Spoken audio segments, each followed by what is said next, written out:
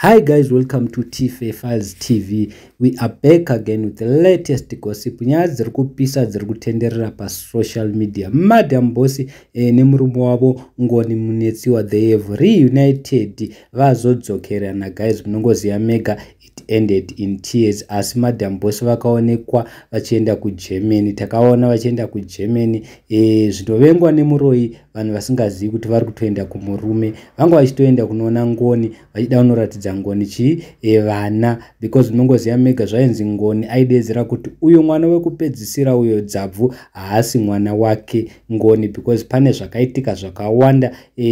Madam Boss vaifungidzirwa kuti vanenge vaidanana nevanhu vakawanda. Saka Ngoni paakangona Madam Boss vane nhumbu zviri kunzi akabva arova pasi achitiza nekuti aiva achiti mwana haasi wake. Asi you will never know, pamwe vanhu vazoenda kuma DNA zvikadiscover kuti mwana ndewangoni, because Madam Boss tavaona vachifara naNgoni kunze kwenyika kuGermany. Ngoni achibuda akabata mwana wake musikana mukuru, akazobuda akabata mwana wake mudiki wacho, vasikana vese. Asi rumor has it zvokunzi Ngoni pane mumwe mukadzi uya akamitisa pachakabvondoka, zvokunzi mukadzi uya akabva paNgoni mwana mukomana. Saka Ngoni was covered. Ndosekera makangona asina basa nezvakaitika, akabva ngotirika ndendende nemukadzi ane mwana. Asi nyaya yachona guys yazoitika ndeyekuti zvinovengwa nemuroi Ngoni nemukadzi wake vazodzokerana.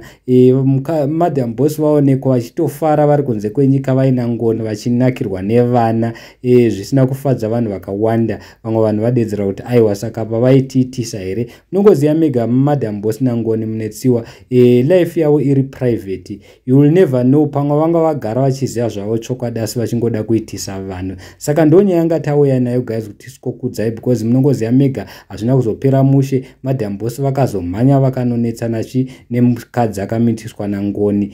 Zvakazoita kuti Ngoni atiza arove pasi aende zvake kuGermany achiziva kuti ndawana mwana mukomana. Asi vamwe vanhu vafara, vanofarira Madam Boss vadedza kuti tokuzivai tokutembai Madam Boss, tafara zvikuru because vanhu vanga vachiti masiyana nemurume wenyu. Saka tafara because madzokerana. Thank you so much. Please comment down below mutudza kuti chii chakazomboitika.